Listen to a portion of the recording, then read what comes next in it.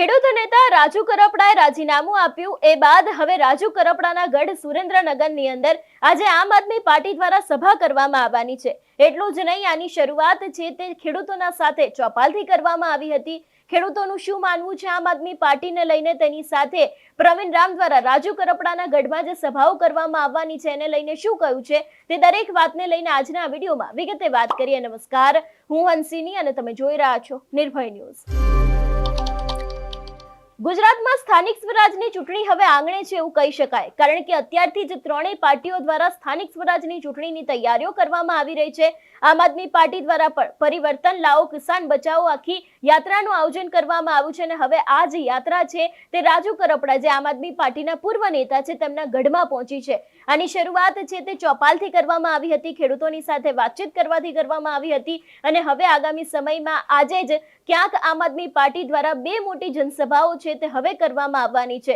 પરંતુ ખાસ કરીને જો વાત કરવામાં આવે રાજુ કરપડા વિશે, આપણે જોયું હતું કે રાજુ કરપડા છે એમને આમ આદમી પાર્ટીમાંથી રાજીનામું આપ્યું। ગોપાલ ઇટાલિયા, મનોજ સોરઠિયા સહિત ઘણા બધા એવા પ્રદેશના નેતાઓ છે કે જે લોકો ઉપર તેમના દ્વારા આક્ષેપો મૂકવામાં આવ્યા હતા અને એ જ આક્ષેપો બાદ આપણે જોયું હતું કે રાજુ કરપડાએ રાજીનામું આપ્યું અને રાજીનામા બાદ ખેડૂતોની સાથે ઘણી બધી સભાઓ પણ કરવામાં આવી હતી। આ સભાઓમાં ખેડૂતોના મંતવ્ય લેવામાં આવ્યા હતા અને એવું પણ કહેવામાં આવ્યું હતું કે જ્યાં જ્યાં ખેડૂત કહેશે, જ્યાં ખેડૂતોના પ્રશ્ન માટે થઈને લડવામાં આવશે તેઓ તે પક્ષમાં જોડાશે, અથવા તો પછી જો કોંગ્રેસ હોય કે પછી બીજી કોઈ પણ એટલે કે ભારતીય જનતા પાર્ટી હોય એ લોકો ખેડૂતોના માટે નહીં લડે તો પછી તેઓ જાતે લડશે, એવી પણ વાત રાજુ કરપડા દ્વારા કરવામાં આવી હતી। પરંતુ હવે જે રાજુ કરપડાનો ગઢ ગણાય છે, જ્યાંથી તેઓ આવે છે એટલે કે સુરેન્દ્રનગર, અને હવે આ જ સુરેન્દ્રનગરમાં એન્ટ્રી કરી છે આમ આદમી પાર્ટીએ।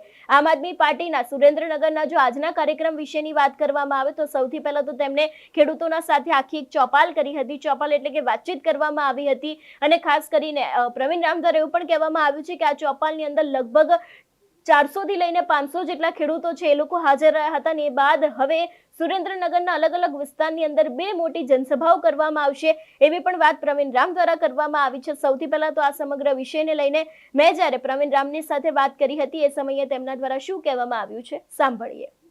અત્યારે મારી સાથે આમ આદમી પાર્ટીના નેતા પ્રવીણભાઈ જોડાયા છે। આજે સુરેન્દ્રનગરની અંદર ઘણી બધી સભાઓ કરવામાં આવવાની છે અને અત્યારે હાલ ત્યાં ચોપાલ બેઠક પણ ચાલી રહી છે।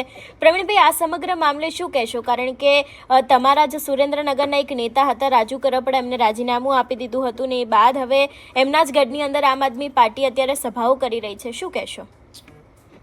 જો અત્યારે જે યાત્રાની શરૂઆત સોમનાથથી થઈ અને બીજા ચરણની અંદર ચોટીલાવાડામાં ચામુંડમાના ગઢમાં અને એમના વિસ્તારની અંદર અમે અત્યારે ચામુંડ માતાના દર્શન કરવા માટે અને એના આશીર્વાદ લેવા માટે આખી યાત્રા એમના વિસ્તારમાં આવી છે।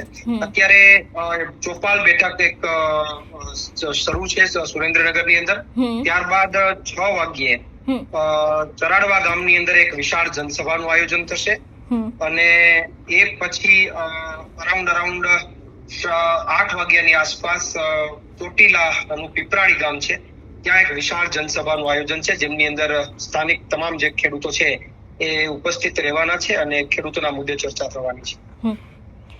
પ્રવીણભાઈ, એક બાદ એક લોકો અત્યારે આમ આદમી પાર્ટીમાંથી રાજીનામા આપી રહ્યા છે। આજે કંઈક એવા સમાચાર જૂનાગઢમાંથી પણ આવ્યા હતા, રાજુ કરપડાએ પણ રાજીનામું આપી દીધું હતું। આ વિષયને લઈને શું કહેશો? કારણ કે એક બાજુ જ્યારે પરિવર્તન યાત્રાની શરૂઆત તમારા દ્વારા કરવામાં આવી છે અને બીજી બાજુ ધીરે ધીરે ક્યાંક આમ આદમી પાર્ટી છે તે તૂટી પણ રહી છે। ના, જુઓ, આ પ્રોસેસ તો રાજનીતિમાં રહેવાની નોર્મલ પ્રોસેસ છે કે જે સંઘર્ષનો રસ્તો છે અને જે લડાઈનો રસ્તો છે, આ કોઈ સત્તાનો અત્યારે સત્તા નથી કે બધા અહીંયા સત્તાની લાલચમાં બેઠા રહે। આ સંઘર્ષનો રસ્તો છે। જે લોકો સંઘર્ષ કરી શકે છે, લોકો માટે લડી શકે છે એ ટકવાના છે, જે લોકો સંઘર્ષ નથી કરી શકવાના એ ક્યાંક ને ક્યાંક રસ્તો બદલવાના છે। પરંતુ પાર્ટીની ગતિવિધિ અને પાર્ટીની જે કંઈ પણ લોકો માટેની લડવાની જે કંઈ પ્રોસેસ છે એ ચાલુ રહેશે અને પાર્ટી દિવસે ને દિવસે લોકોની વચ્ચે જશે, એના મુદ્દાઓ ઉઠાવશે, ખેડૂતોના મુદ્દાઓ ઉઠાવશે અને જનતાના આશીર્વાદ લેશે। પ્રવીણભાઈ, એક છેલ્લો સવાલ પૂછી લઉં। સુરેન્દ્રનગરમાં રાજુ કરપડાને કારણે ઘણા બધા ખેડૂતો છે એ લોકો આમ આદમી પાર્ટીથી જોડાયેલા હતા, હવે જ્યારે સુરેન્દ્રનગરમાં રાજુ કરપડા નથી, આમ આદમી પાર્ટીનો હિસ્સો નથી રહ્યા, તો શું ખેડૂતોનો પ્રતિસાદ કેવો મળી રહ્યો છે? ચોપાલ બેઠકની અંદર કેવો પ્રતિસાદ મળ્યો છે અને અત્યારે તમે જ્યારે સુરેન્દ્રનગર પહોંચ્યા છો તો ખેડૂતોનું શું માનવું છે? ચોપાલ બેઠકની અત્યારે અંદર 3 વાગ્યે બપોરે શરૂ થયેલી ચોપાલ બેઠક, ભર બપોરે શરૂ થયેલી ચોપાલ બેઠકમાં પણ 350-400 લોકો અત્યારે ત્યાં હાજર છે અને ખેડૂતો એમના મુદ્દાઓને લઈને ઇન્ટરેસ્ટેડ છે. એમને બીજી કોઈ વાતમાં રસ નથી. એમના મુદ્દાઓ કોણ ઉઠાવે છે, એના મુદ્દાઓનું નિરાકરણ કોણ કરે છે અને કોણ અવાજ ઉઠાવે છે. અને બીજી વાત રહી કે ખેડૂતો 30 વર્ષથી બીજેપી ખેડૂતોને આપવા માટે નિષ્ફળ રહી છે કોઈ પણ તમામ વસ્તુઓ. તો ખેડૂતો કઈ રીતે બીજેપી થી ખુશ થવાના છે? શક્ય જ નથી. એટલે બીજેપીની સામે જે કોઈ પણ લડશે, સત્તાની સામે જે કોઈ પણ લડશે, એની સાથે ખેડૂતો સમગ્ર ગુજરાતના ખેડૂતો ઉભા છે. બિલકુલ પ્રવીણભાઈ, આપ અમારી સાથે જોડાય બદલ આપનો ખૂબ ખૂબ આભાર. ખાસ કરીને સવાલ એક એ જ અહીંયા ઊભો થાય છે કે સુરેન્દ્રનગર જે રાજુ કરપડાનો ગઢ ગણાય છે ને આ જ સુરેન્દ્રનગરમાં આમ આદમી પાર્ટી સાથે ઘણા બધા એવા લોકો જોડાયેલા હતા કે જે લોકો રાજુ કરપડાને કારણે ક્યાંક આમ આદમી પાર્ટી સાથે હતા. પણ હવે જ્યારે આમ આદમી પાર્ટીમાં રાજુ કરપડા નથી રહ્યા તો ક્યાંક ચોક્કસ આમ આદમી પાર્ટીને પણ એ બાબતે ક્યાંક ફટકો પડી શકે છે. બીજી બાજુ જો વાત કરવામાં આવે રાજુ કરપડા વિશે તો રાજુ કરપડા દ્વારા એક બાજુ એવું પણ કહેવામાં આવી રહ્યું છે કે ખેડૂતો જ્યાં કહેશે ત્યાં હું જવા માટે તૈયાર છું. જો ભારતીય જનતા પાર્ટી દ્વારા જે સિંચાઈના પ્રશ્નો છે, જે ખેડૂતોના પ્રશ્નો છે એને હલ કરી દેવામાં આવશે તો તેઓ ભાજપમાં જોડાવા માટે પણ તૈયાર છે.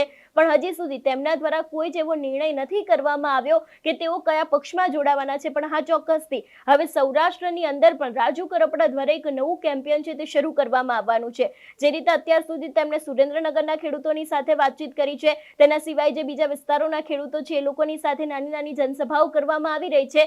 પણ હવે ક્યાંક ને ક્યાંક આજે સમગ્ર વાત છે તે સૌરાષ્ટ્રના ખેડૂતો સુધી પણ પહોંચવાની છે.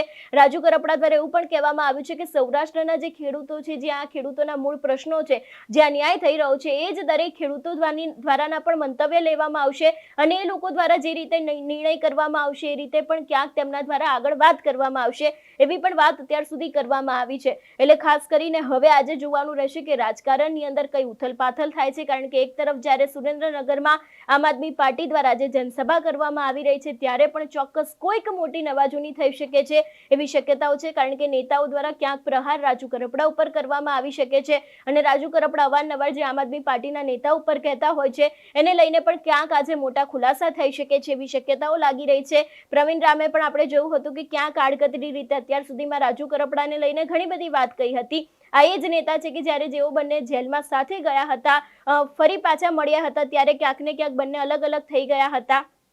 પણ અત્યારે હાલ ક્યાંક આજે સુરેન્દ્રનગર જે રાજુ કરપડાનો ગઢ ગણાય છે ત્યાં ચોક્કસ કોઈક મોટી નવાજૂની થઈ શકે છે એવી શક્યતાઓ છે.